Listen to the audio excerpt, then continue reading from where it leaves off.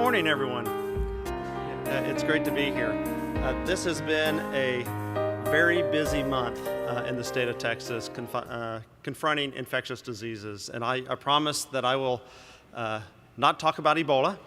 I will talk about a very important issue, immunizations. I've found that, however, in the midst of urgent issues, a lot of times it's easy to forget important issues, and that's why I'm here today. Again, it's been very busy. I was up in Dallas last night and drove back to Austin late, but I wanted to be here because I think this is important, and I wanted to share with you my thanks.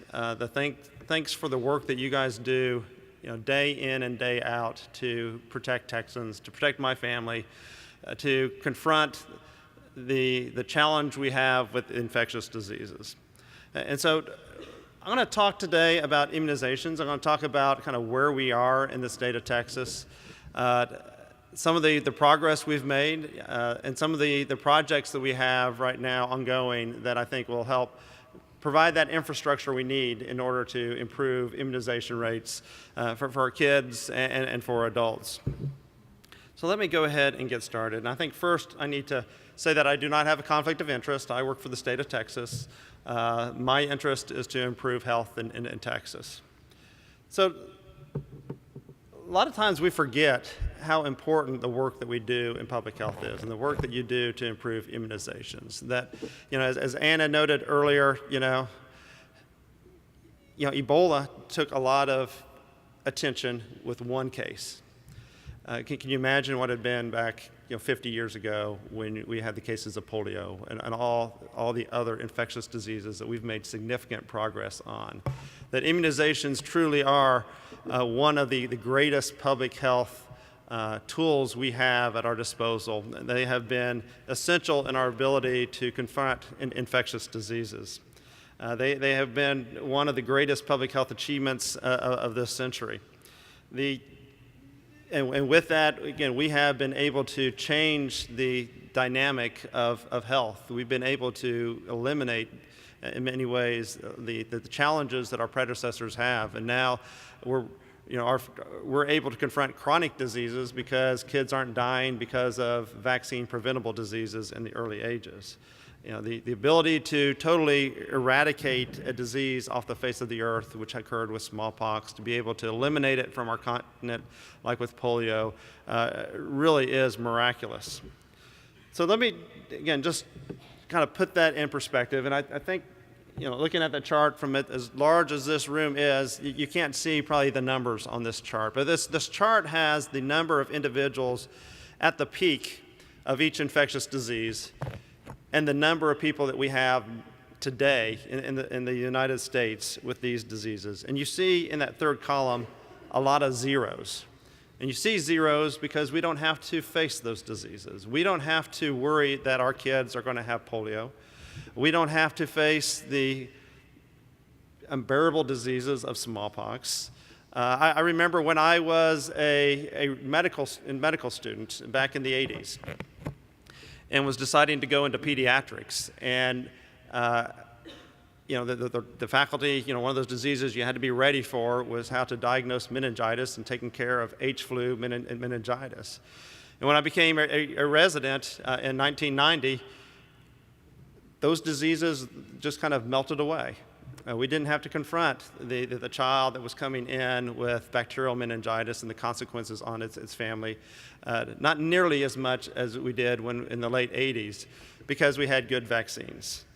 We look at the numbers for meningococcal disease, again, a disease in the 90s where I spent a lot of time taking care of very sick individuals in the ICU. We now, through the United States, had 30 individuals. Mumps,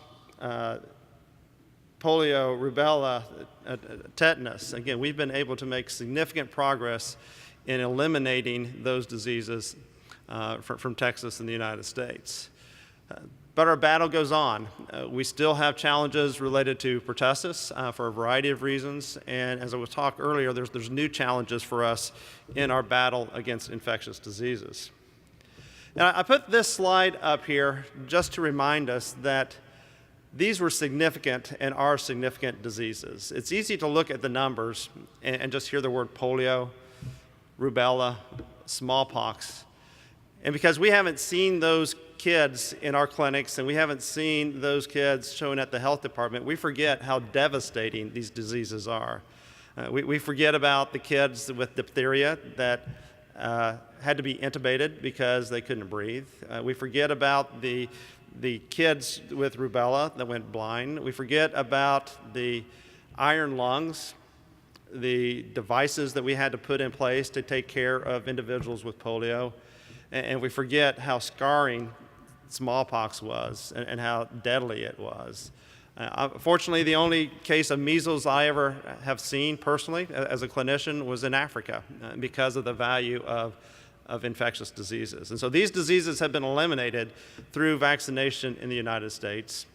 And you see measles is on here because we've eliminated it, except that we still continue to import measles, and we continue to have small outbreaks of measles when individuals that are not vaccinated come back into areas of our state where there's a large number of people that have not been vaccinated, and then we have small outbreaks and a lot of work has to take place. But these are all devastating diseases that you really can't capture necessarily how devastating they are in these pictures. And so one thing, and I promise I won't talk about Ebola, but I think it is an example of what goes on in the rest of the world has an impact on what occurs here in the state of Texas. It's just one example. We've had many challenges with infectious diseases because of what has occurred in other countries, whether it's measles, tuberculosis, dengue, a variety of infectious diseases. But again, that's why the work that takes place with the CDC and our partners worldwide is so important. Dating back to the 1960s and the 70s, as I noted earlier, with the elimination of smallpox, the work to eradicate polio from this hemisphere, and hopefully soon to be worldwide. The hope that we'll be able to do the same with measles, so we won't continue to have these small outbreaks here in the United States. That even though 2 to 3 million deaths are averted annually, we're still not where we need it to be. We still need continual work to take place. One of the other great advantages of immunizations are not only they're effective, but they're really cost effective. When you compare the cost of a vaccine to the cost that it takes to care for somebody with these diseases, that is multiplying and causing more and more individuals to be infected, it is one of our most cost-effective tools we have in health and public health. The routine childhood immunizations program and one birth cohort of 4.3 million individuals in the United States is expected to prevent 20 million vaccine-preventable diseases, 42,000 vaccine-preventable deaths, and that vaccination of that cohort would save $13.5 billion in direct costs and almost $70 billion from the social perspective. They are extremely cost-effective. Now, we have ongoing challenges, and again, we've had success, and if you look at this slide, it has the rates over the last 10 years of 4 different infectious diseases. In the green, in the triangle, you can see the success that we've had with hepatitis A, with immunization programs that are taking place. We're coming to a time where we may be able to eliminate hepatitis A and hepatitis B from Texas. You see in the squares, in the red squares, however, one of the challenges that we have right now, and I'll talk about it later, and this is data in adults, is that we still have a challenge with pertussis. We still have a challenge with other infectious diseases, and for a variety of issues, but continued work has to take place. So we can't raise that victory flag related to many of the challenges that we're facing. And again, I think pertussis is that prime example, that it has this cycle of every 3 to 5 years peaking. And if you look at that peak, those peaks are getting higher and higher in the state of Texas. And again, there's a variety of issues related to this, whether it's vaccination rates or if it's the acellular pertussis, the change in vaccine. But there's a lot of individuals in Texas now that are becoming ill with pertussis. And that's one of our challenges to see how we can better confront this infectious disease. So if we drill down on pertussis, look at our data in 2014, and again, just to put this in perspective, in 2013, we hit a 50-year high with the number of cases of pertussis in the state of Texas. This year, we have 1,633 cases. That's about 22% lower than this time last year. Again, remember that cycle. Every 3 years we have the peak, and so just because it's down a little this year doesn't mean that we've conquered this problem. 12% of the cases resulted in hospitalization. Almost 80% of those hospitalizations are under the age of 1. And we've had 2 deaths, 1 child under 2 months that too young to be vaccinated, and 1 vaccinated teenager with comorbidities. I think those points demonstrate the reasons that we get vaccinated are not only because we protect ourselves, but there's other folks that can't be vaccinated, and if we carry those diseases, we can infect these young kids or individuals that could not or did not develop an immune response to their vaccine. This is a challenge throughout the state of Texas. There's hotbeds where the activity is higher, but we're having a challenge pretty much throughout the state of Texas right now with pertussis. So again, one of our most effective tools is vaccination, and vaccination not only the kid, the child, but you protect that child by immunizing the mom, the dad, the grandma, those individuals that are going to be around that child. And so if you look at our vaccination rates for kids between the ages of 19 and 35 months, if you look at the United States rate, it's about 83.1. We're slightly below that. We're at 81.5. So again, continued work needs to take place. And the rates vary depending on where you are in the state of Texas. So that is one challenge, the ongoing challenge with pertussis. But we also have another very visible challenge that's been taking place, and that has to do with measles. The measles cases continue to increase, and you can see the United States data and the bar chart at the bottom, and how 2014 has been a very busy year because of measles. There's been 18 different outbreaks across the United States. We've had our own little outbreaks related to measles. Sometimes those outbreaks are 1 individual or 2 individuals. When that individual comes back to the United States in an area that has high immunization rates. But we've had times, like other states have had times, when an individual has gone overseas, has become infected, the individual wasn't immunized, and they come into a community where there's a lot of other individuals that are not immunized, and it's the perfect breeding ground for this virus and its ability to spread. So if we look back to 2013, we had 27 cases reported. 21 of those were associated with an outbreak up in North Texas. Public health, one of the things that we do is we identify individuals that have been exposed, and we have tools such as vaccine and immunoglobulin to help prevent the additional spread of the infectious disease. But it takes a lot of work. A lot of folks are very inconvenienced. The individuals that are infected, I'm talking about. But over 200 doses of MMR and immunoglobulin had to be given. And again, if you look at the cases occurred in individuals that had not been protected, had not been provided the opportunity to protect themselves through the vaccine. So how are we doing statewide related to vaccination rates with the MMR? Again, looking at kids between the ages of 19 and 35 months. We're again right about the national average. We're a little bit above related to this vaccine. And again, you can see that it varies depending on where you are in the state of Texas by a few percentage points. Now, those are some of the challenges, but I think it's also good to look back at some of the successes. And I think hepatitis B is becoming one of those success stories of the power of immunizations to really change that conversation related to infectious diseases. I remember very vividly taking care of many individuals that had acute hepatitis B or chronic hepatitis B, very sick individuals with liver failure, fluid that accumulate,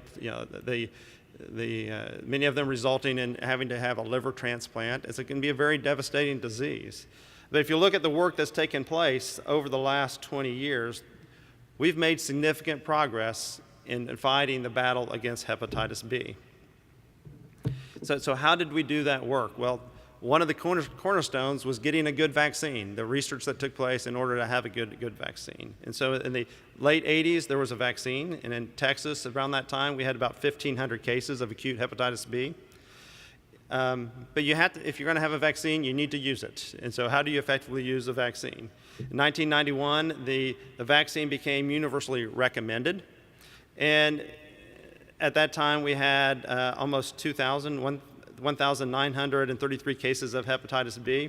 About in 5 years, that number had come down some to 1,100 cases, but still a large number of individuals that were suffering the consequences of hepatitis B. And so in 1999, it became a requirement for our kids to get into kindergarten. And at that time, there were about 800 cases. By 2013, we're down to 142 cases of acute hepatitis B. And so you see, you look at those numbers, and we're less than 10% and almost 5% of the rates dating back to, or not even the rates, the numbers when you date back to the mid-1980s. So immunizations are very effective and are a huge tool in our ability to confront these infectious diseases, but we have to use the vaccines. And so one of the tools that we do to figure out how well we're doing are the national immunization surveys. And so on this slide, we have the data dating back from 2002 to 2013 related to our immunization rates in the state of Texas for kids, and comparing them to the United States data. And you can see that we track pretty closely with the United States data. There's sometimes we're a little bit higher, and there's sometimes where we're a little bit lower, but we continue to track pretty closely with the rest of the United States. If we look specifically at the kind of the new metric that includes the pneumococcal vaccine, and looking at whether a child received all the immunizations the child was supposed to have, again, you see that we're close to the national rates. If you look at 2012, we were a little bit less than the national rate at 64.8 versus the United States at 68.4. So we were a little bit below. This last year, thanks to the work that you guys have been doing and a variety of factors, we were a little bit above the national rate. We were at 72.5, so we went from basically 65 to 72, which was a significant improvement in the rates in the state of Texas. And again, I want to thank you for that work that took place, the hard work, identifying kids, making sure that they came in, reminding them of the vaccine, the work that it takes place in order to get them in and making sure that they get all the vaccines on their schedule. Now, one of the challenges, you can look at the overall, do kids get all their vaccines? I think it's also important to look at some specific vaccines. And I think one of those specific vaccines that we need to continue to work on is the HPV vaccine, the human papillomavirus vaccine. Obviously, it had a rough start. If you look at our rates back in 2008, we were significantly below the national average. You see every year there's been an increase in our rates, an increase in the national rates, and the narrowing of that gap between us and the rest of the nation. We're now at 56% of teenagers that receive one dose of the vaccine. It is very close to the national average, but I don't think any of us should be satisfied. That's just over half of the girls are getting this cancer preventive vaccine that can have a major ability to prevent a life-altering disease later in their life. Now, there's several ways that you can measure how well we're doing. You look at how well the toddlers are doing with their immunization rates. One of the other metrics is how are we doing related to our immunization rates when kids hit school, whether in kindergarten or in later in the 7th grade. If you look, and one of the tools here is that there's requirements that kids get immunized in order to go to school. And so if you look at our rates for a variety of vaccines, we hit the high 90s. We're not at 100, obviously, but we hit the high 90s for many of these vaccines when you look at our rates for kids once they reach kindergarten. If you look at the rates in 7th grade, also you hit the high 90s. Many of these are at 99, 98, 99%. The DTaP, the polio vaccine, MMR, again, you can read the rest of the list, but we hit the high 90s for these vaccine rates when the kids hit the 7th grade. But one of the challenges that we have right now is that many parents are opting to not have their child immunized. And so how do we compare to the rest of the nation? We're kind of in the middle right now. We have rates that are increasing, and I think that the slide that's important, well, let me just skip a slide. It's this slide right here. This slide right here shows the number of conscientious exemptions that are reported to the state of Texas dating back to 2003 to 2013. You see progressive increase in the number of parents that are opting not to provide their kids the protection related to vaccines. So that's one of our challenges. I think one of the other challenges that we face right now relates to how well are we doing to protecting adults, older individuals related to these vaccine-preventable illnesses. And again, I think this is one of the areas that we need to work together on to provide better protection. If you look at our flu rates, flu immunization rates, and it's divided here between different age groups, you can see that we still have a lot of work to do to be able to prevent the spread of the flu virus in Texas. We're doing a little bit better related to pneumococcal vaccine. The shingles vaccine for individuals age 50 and older is only at 11%. Hepatitis B vaccine for adults, we're doing very good with kids, but the adult rates are not that high. And again, HPV vaccine, a lot of work that needs to take place. And so there's a lot of work that takes place throughout public health to try to drive up these immunization rates. And again, I want to take a quick little aside here and thank the health department directors that I see in the audience here, the folks that work for the Department of State Health Services, the work that you do day in and day out to provide that infrastructure so that we can improve our immunization rates here in the state of Texas. It takes a lot of work. It's not just having the vaccine there in a clinic. It's the monitoring, it's the bringing on providers to provide the vaccine. It's making sure that the vaccine is stored properly, that we're monitoring it properly, that the recalls are taking place, reminding parents that it's time to get their child vaccinated again. And so a lot of work takes place within our immunization program to increase those rates for the state. And I have several parts of our agency that are listed here, from the immunization branch to getting the contracts out to vaccine for children, the MTRAC, the public information, and again, I'll let you read the rest of the slide, but it's a multi-pronged approach in our agency, working with our partners across the state of Texas to make sure that that vaccine is available, that people are knowledgeable about it, that they understand that the vaccines are safe, and that they get their child the protection that they need. Now, one of the important tools for us is our program called MTRAC, and I have some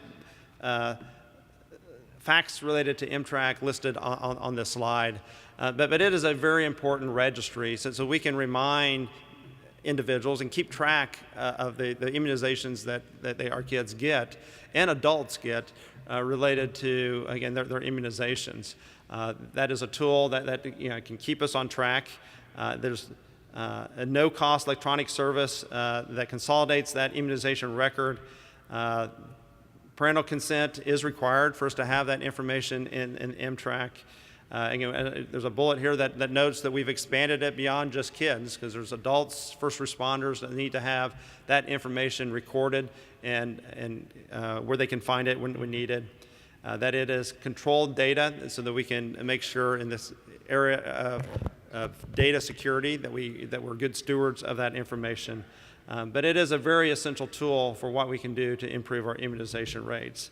One of the problems, and I'll talk about it a little bit later, is that this tool is getting old, and we have a lot of work taking place right now to replace this tool. A couple of the points just to kind of show how big this immunization system is for the state of Texas. The database contains over almost 27,000 registered providers and receives almost 2 million immunization records per month. So a lot of work that takes place in order to make sure that we have that system that we need in the state of Texas. And this slide just shows that growth of the number of records that are coming into this program. And again, with a large state that has we have about 390,000 babies born each year in the state of Texas. It shouldn't surprise us that there's a lot of records that come into this system. Now, this system needs to be replaced, though, and a lot of work is taking place right now in our agency, working with a variety of stakeholders in Texas to make sure that we get the right replacement tool here in the state of Texas. The MTRAC 2 will combine the functionality of the immunization registry with a vaccine inventory management. There's testing. The version 1 code has been released for testing. We are working to make sure that we get it out as quick as we can. I've heard from many stakeholders the need to have this out now. They need to have it out as quick as we can to be able to give you the ability to look at your local data and figure out how you can be smarter at addressing pockets of kids that are not immunized in your community. This will be an improved system, expanded reminder and recall, a robust clinical decision support that will enable you to do your jobs better, expanded reporting capabilities, improved access of the providers to the data, and again, will be a better tool for you in order for you to help us improve our immunization rates in Texas. All right. One of the other, well, let me back up. I noted earlier that one of our challenges relates to adult immunization rates. That our rates aren't nearly where they need to be able to protect adults from these vaccine-preventable illnesses. And so a lot of work is taking place right now to build that infrastructure a little bit better. In last legislative session, one of our opportunities is that the legislature agreed with us that this was an opportunity. They invested almost $18 million over the biennium to allow us to improve adult immunization rates in the state of Texas. I believe this is a tremendous opportunity. We're strengthening that program. We have 408 active sites that are part of this program. Many of them are local health departments, FQHCs, family planning clinics, a variety of clinics, in order for us to identify and provide that vaccine to them. And continued work needs to take place. Again, we've been granted this opportunity. We need to make sure we use those funds and provide that vaccine to as many people as we can. And it provides a variety of immunizations. Again, I will not read this to you, but a variety of immunizations here that can be provided through this program. One of the other opportunities we were given last legislative session was a program that we called Expanded Primary Health Care for Women. Which was a $100 million program. A big chunk of that went to family planning, but we also, as we developed that program, put in immunizations as one of the benefits of that program. And so I think there's several opportunities for us now to improve our adult immunization rates in Texas. So there are proven strategies for us to improve our immunization rates. The use of registries we've already talked about. It's also important to have the reminders, the recalls, the education that you do in your communities for the public and the provider of how important immunizations are. The medical home concept, so we get immunizations in that medical home. And again, utilizing our community partners to leverage the work that you do to be strategic in how we can improve these rates. So we were asked to kind of put together kind of a call for action. And again, I think all of us realize how important the work that you do is to improve immunizations and what a cornerstone of public health immunizations are in the state of Texas. But if we want to improve our rates, and we need to improve our rates, what do we do? A lot of education needs to take place. That's a lot of hard work, educating parents and patients about how really important vaccines, how life-saving vaccines can be. That we need to remind our providers to take every opportunity to screen their patients, whether they've been immunized or not, and if they're up to date on their immunizations, and to take that opportunity to vaccinate the kids at every opportunity. We need to continue to work. We need your help to continue to remind patients when their next vaccine is due so they get them on time. We need to continue to work and need your help to make sure that immunization records are up to date and that we use this tool called MTrack to be able to make sure that we're doing that well and to utilize the new version that will be coming out.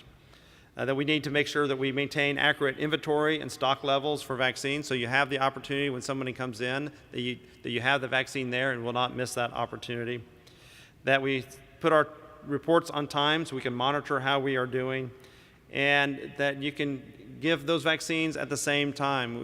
If you schedule somebody to come in, a week apart for their vaccines, you will miss that opportunity. You will not be able to be as successful. And so give all the vaccines simultaneously, and to go out and seek opportunities for you to be able to provide vaccines. So again, it's great to be here. It's been an extremely busy month in the area of public health and our fight against infectious diseases in the state of Texas. But the work that you do is incredibly important. That immunizations are extremely cost-effective. They save lives. They are safe, and we need to use those tools as best as we can. They are key to our ability to prevent infectious diseases. We have a variety of tools in the state of Texas that can assist you in doing that, and we continue to look at how we can improve our coverage rates for not only our kids but our adults in the state of Texas. And we realize that one of those tools is our registry, and hard work is taking place right now to make sure we get that out as quick as we can. So with that, I want to thank you, and again, thank you for allowing me to be here today and to be part of this program. And Anna, thanks for the great work that the Immunization Partnership does. All right.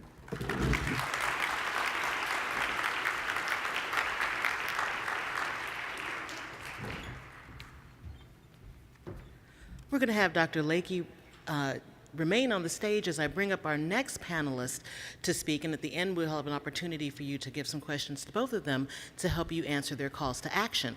So what you heard here was a laying of the foundation and an understanding about the state of immunization practice nationally and statewide, some of the challenges and some of the opportunities that we have to change that. And so what we're going to hear now is what's kind of happening on the ground game. When we heard the challenge of we've got the immunizations, but we have to use them, and how we use them matters. So how we use them from a federal perspective, from a federal aspect, I'm excited to welcome up our next speaker, Brock Lamont, because not only is he a fellow Fed, come on up here, it's okay, they're friendly, okay? But the work that he does, and I can understand this, because the work that he does for his division in the CDC is in managing the cooperative agreements and the grants around immunization awardees. So what that means in plain talk is he takes federal funds and as quickly as possible transfers them to the place where they can get the most work done at the ground level. And because he has worked at the ground level, so he's a Fed now, but he's really been an operative all along the way. He has worked in field operations, so he has been out there in the field in 3 states. He has also in Houston been on the receiving end of those grants as well. So he has worked, he's played every position in this game, and he really understands how it is we go into action to answer the call for the current state to change it to the state that we want it to be. Please join me in welcoming Brock Lamont.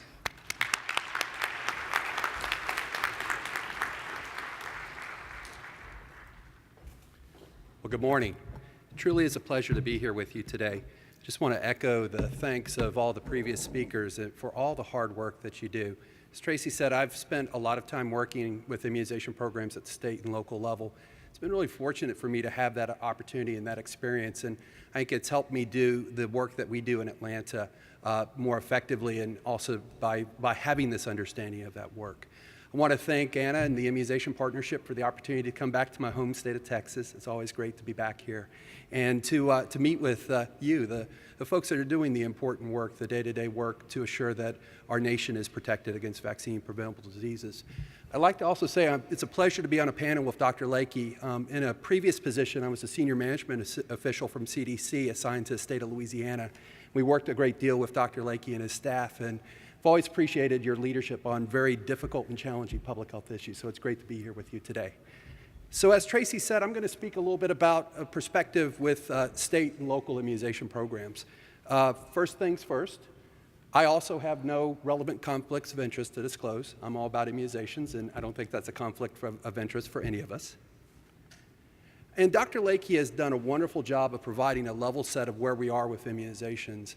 I think it's important to take a step back and understand what a successful program that we have, and to understand where we've come from in the past few years, and really protecting our nation and the world, and eradicating and eliminating these vaccine-preventable diseases. We do still obviously have work to do, but it's often, as we talk about challenges, it's important to remember also the success that we've had as well. And I think one of the primary places to start when you talk about success with immunizations is the Vaccines for Children program. This year is the 20th anniversary of the introduction of that program. I've been around the immunization world long enough to remember when there was not a VFC program, and I cannot believe that we accomplished some of the things that we accomplished without this very important program. But clearly this program has had huge impacts and has been a very valuable asset for us here in the U.S. and for the world as a whole, I believe. I mean, this slide does an excellent job of summarizing over the last 20 years the advances that have been made thanks to the Vaccines for Children program. More than 322 million illnesses have been prevented. That's more than the total population of the United States. 732,000 deaths have been averted, and more than 1.4 trillion, that's trillion with a T, start with a billion and add zeros to that, and total societal costs have been saved over the past 20 years thanks to this program. And what this program really has done, it's allowed us to leverage the relationships that we have now with the public and private sector. I remember when I first started immunizations, our focus was primarily on providing immunizations in our public clinics, and we didn't have much of a relationship with other private providers. Thanks to the VFC program, we now do have that relationship. And these successes are not CDC successes, they're not state successes, they're not local successes, they're all of our successes. We're all fortunate for the hard work that has been done to get us to this point. And I think it really is the most successful public-private partnership in all public health. Now, fortunately, the Vaccines for Children program has a funding component to it that is known as mandatory funding. This means that funding for the vaccines that are purchased through the Vaccines for Children program are obligated as the first part of the budgeting process in the federal government. And this has been important because, as this slide illustrates, there's been a number of new vaccines that have been added to the marketplace. This is great, this is wonderful, and this allows us to go forward and provide the protections that Dr. Lakey has been talking about. And as you can see, beginning in 1990, there were a handful of vaccines, and the cost was around $70. Now, fast forward to 2013, we're up to $1,700, pushing $2,000 to fully vaccinate a person from birth through 18 years of age. And that mandatory funding component is a very important resource for us to be able to assure that the Vaccines for Children program can support the children that are eligible to receive those vaccines and provide a platform for providing those vaccines. This is not a funding presentation, but I just wanted to illustrate the impacts of this mandatory funding.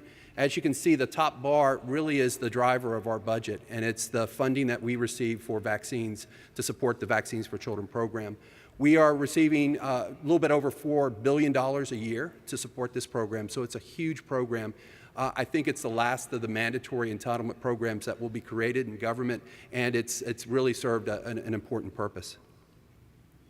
And this vaccine now, just to give you an idea of the scale of the Vaccines for Children program, we are serving roughly 50%, about half of all children 0 to 6 years of age. And so half the children in the United States now are receiving vaccines through this program.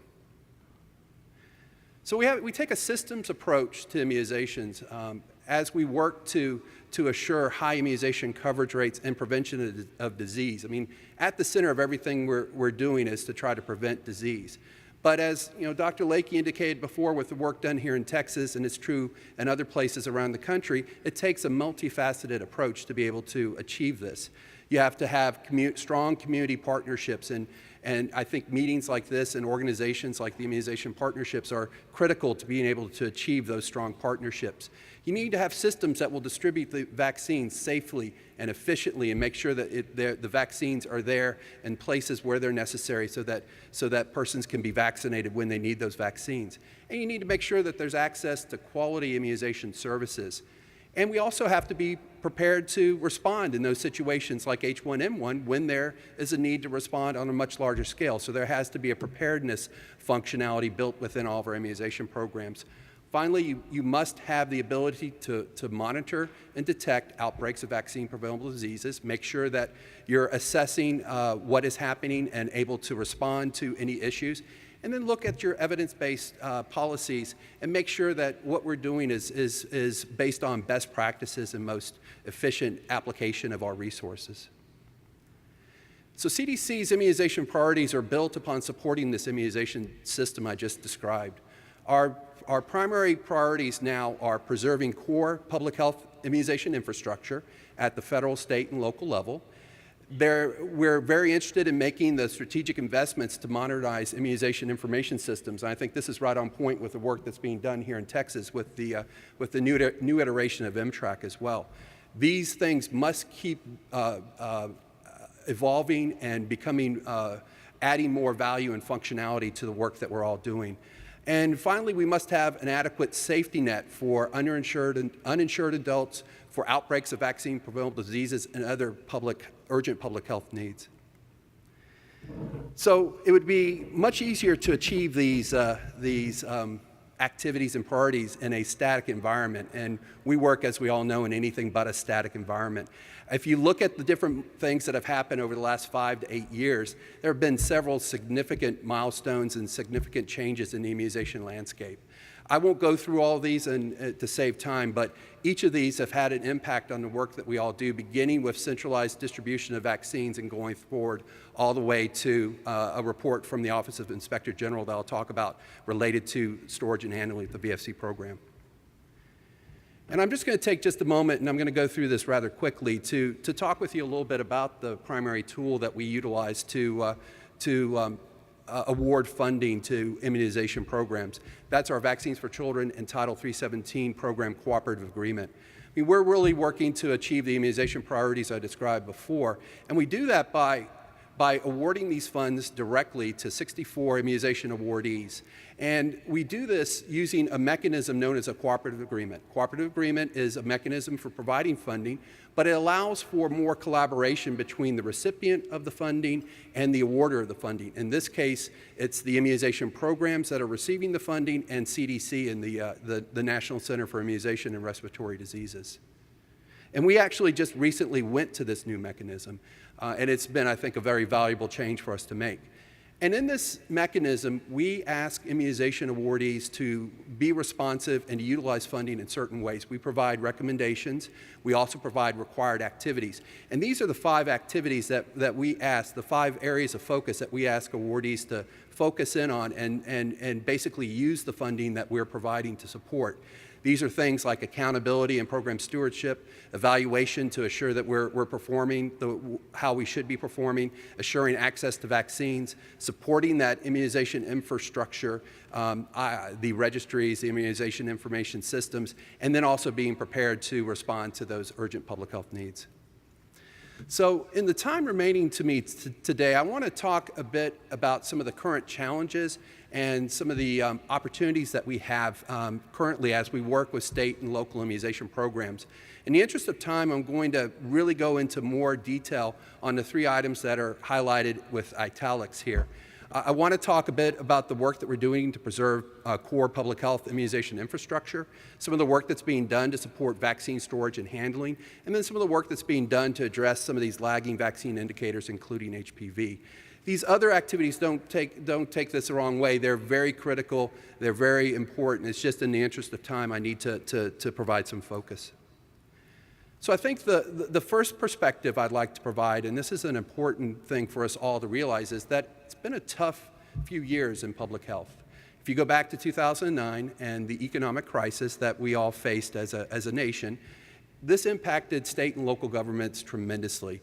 There was a survey done by ASTO. I'm going to be sharing some information from that survey that really documented the impacts of the economic crisis, and in particular, how this impacted the infrastructure that is developed to support state and local public health.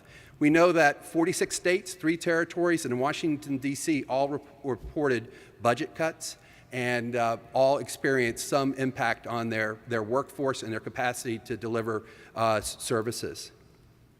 I think this data right here these data are very important because it shows the impact on people and the impact on jobs. And if you look at the total during the time frame that we're talking about, from 2009 through 2012, almost 10,000 positions were lost at state and local public health programs. We're talking about 6,000, almost 7,000 positions lost at the central office level, and almost 4,000 positions lost at the regional or local level as well. Those are positions that aren't coming back. Those are things that a portion of our infrastructure that we no longer have. And I think this has forced us to really take a step back and think very hard about the work that we're doing. We at CDC have been thinking very hard about this as well, and looking at the requirements that we ask awardees to comply with as part of our program, assuring that those requirements are appropriate, looking at ways that we could achieve some of our goals in other ways. And I think the IT work that's being done, in particular with immunization registries, is an excellent example of trying to build tools that will allow us to leverage the advances that can be made using IT infrastructure as well.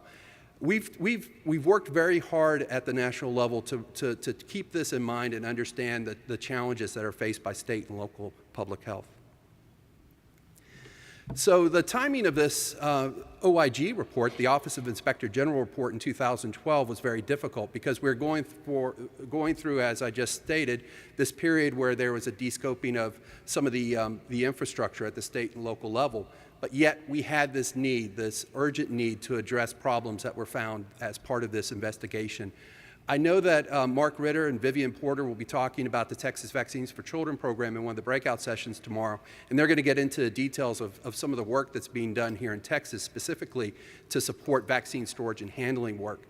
Let me just put it in a nutshell that storage and handling of vaccines, there were several issues that were identified related to that, and we realized that at the federal, state, and local level that we have to work more effectively and more efficiently to support that. And we also identified that there were a number of program management issues in how we manage the Vaccines for Children program that we had to address, assuring consistency in services and consistency in ways that we do business were one of the recommendations that came from this process. And so we've been working very hard with our partners at the state and local level to really think about this. And I think it boils down to really a training and a monitoring opportunity to address these issues. We develop recommendations that were based upon what are best practices. We work to identify gaps in knowledge and information out there related to these activities. And then we develop trainings and educations that would help address these recommendations and these gaps in knowledge and information as well. And the state and local immunization programs are the ones that are implementing these programs and also responsible for the monitoring of these programs as well. I'm going to click through these rather quickly, but I think there have been some nice materials that have come out of this process, and these are some examples of some information on refrigeration and what sort of refrigerator should be used, and what are the best storage locations and methods for storing vaccines as well. And this is just a sample of some of the things that we have now out there. There's much more, obviously, both on the internet and also in some of the direct activities that we're doing from a training perspective. Dr. Lakey mentioned the challenges with HPV. None of us can be, as he said, satisfied with where we are with immunization coverage for HPV.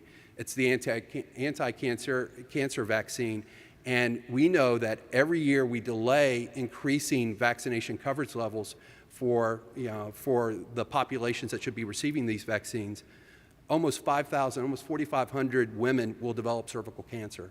That's because we're not achieving the high immunization coverage rates that we need to. CDC is committed, and we are focusing on improving HPV vaccine coverage. We are committed to working with our partners, with our stakeholders. really to help providers in strengthening their recommendations for these vaccines, and making sure the public understands, the impacts of HPV vaccine as well. Clearly, with this vaccine, we've got to address vaccine safety concerns every opportunity that we have. And we also have to look to other systems approaches that will help us achieve better immunization coverage rates. So in wrapping things up here, I think it's important to keep in mind, we know vaccines don't give themselves. You have to have a strong system in place to assure that you can achieve high immunization coverage rates and prevent vaccine-preventable diseases. And that's really built upon strong public-private partnerships. We have to do this together. We have to leverage these existing partnerships. We have to establish new partnerships. We have to look to other areas to really bring some partnerships into play that we didn't have before. We need to really focus on quality assurance and education and the immunization information systems that will help us support the work that we're trying to do. And we need to keep monitoring what we're doing and evaluating what we're doing to assure that we are using best practices and that everything that we're doing is achieving the goals that we all are working to achieve. So let me end with a shameless plug, and this goes with the Twitter discussion that Christine gave a little bit earlier. The Immunization Services Division, which I'm a part of, has its own Twitter account now. It's relatively new. It's at CDCIZLearn. And the target audience for this account are folks that are in this room. It's not for the general public, but rather it's for individuals, healthcare professionals, individuals that are working in the immunization field, or folks that need to have professional information about immunizations. We posted Twitter chats, most recently on vaccine storage and handling, and other things along those lines. And we have many plans to really grow this in the coming year to expand this and use more information, use this as a different information tool for us to utilize. So I'm going to stop there. I want to thank you very much for your time and appreciate the opportunity to be here today. Thank you very much.